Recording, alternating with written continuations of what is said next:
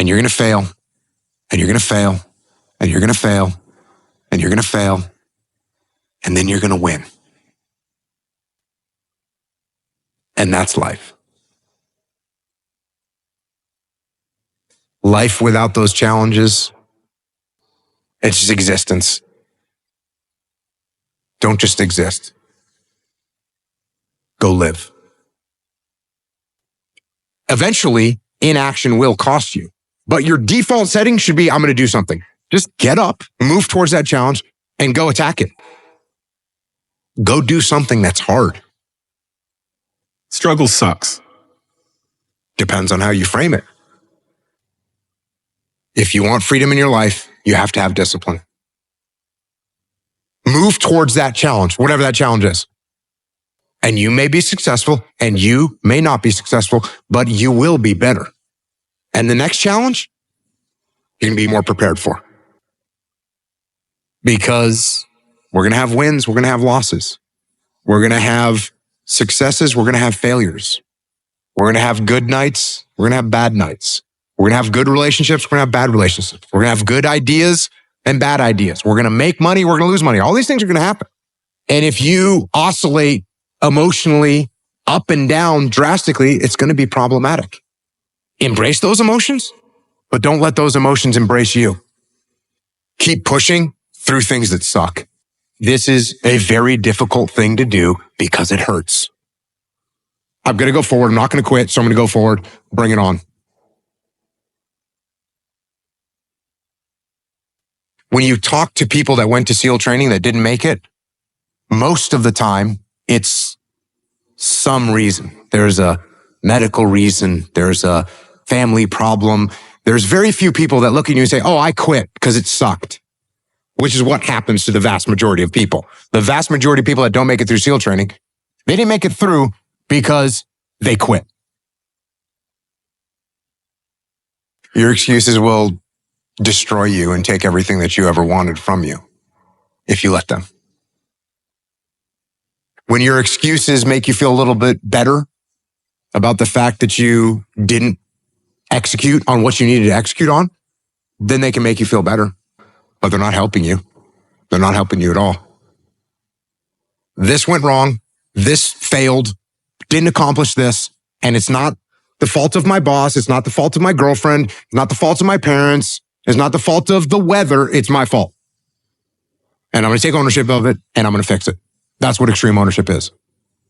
Because when you look around at your life and you look around at your job and your financial situation and your relationship and your physical health, and when you look at all those things and all the problems that you may have with those things, and you say, the reason I have all those problems is because of me, that can hurt. That can sting. And a lot of times our ego rejects that and makes excuses and lies. And then we don't have to change anything. And then nothing changes. When the excuses all go away and people can actually confront the fact that this is all because of me, it hurts, but is also unbelievably empowering. Because the more discipline you have in your life, the more freedom you will end up with.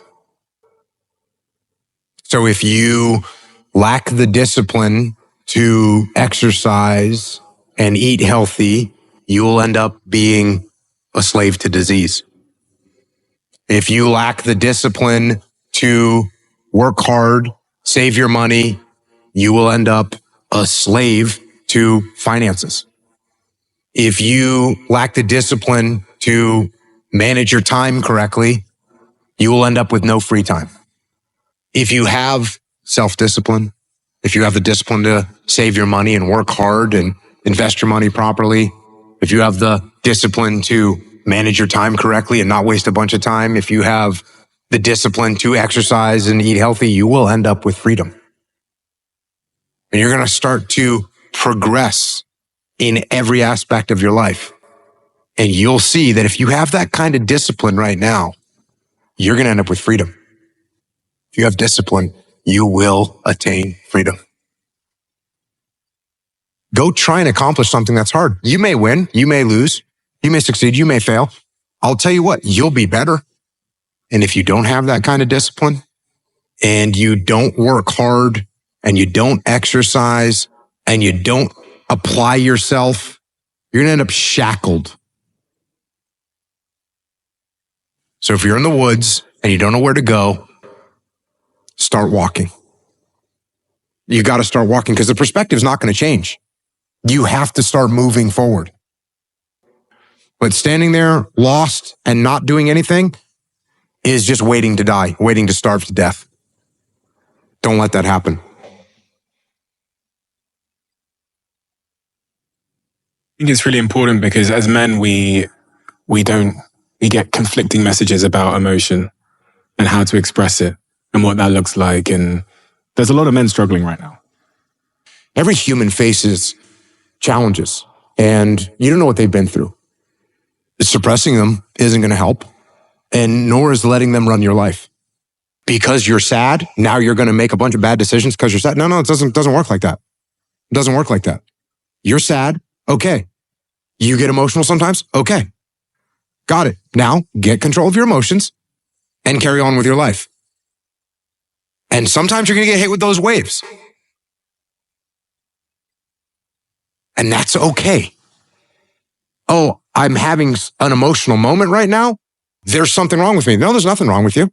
There's nothing wrong with you. The other extreme is, oh, I'm letting my emotions run my life and I'm making a bunch of bad decisions. And my excuse is, well, I lost some friends or I had this traumatic experience happen to me. That's why I'm doing. That's just an excuse. And it's a very easy excuse. Guess what? It's time to carry on. Remember, don't dwell. I'm in control. This is my life. If you are in the problem, you won't see the solution to the problem. Take a step back, detach from the chaos, detach from the mayhem, detach from your emotions, detach from your ego, and be able to assess the best way to execute. That is the job of a leader. If you take any trait of a human being and you take it to an extreme, masculine or feminine or otherwise, you take it to an extreme, it's going to be a problem. Is it good to have no emotions whatsoever? No, that's called a sociopath. Is it good to let your emotions run your life and make your decisions based on your emotions? No, that's not good either. What do we want to be as a human, as a man? We want to be balanced. It's much easier to be extreme. It's much easier to say, oh, no emotions, cool, and turn them off. That's easier. Or a total emotion mayhem, that's easier. It's harder to find balance. It's harder to find balance in business. It's harder to find balance in life. It's hard to find balance, but you have to be balanced. Because what I want is for the team to win. So be balanced. You're going to be okay.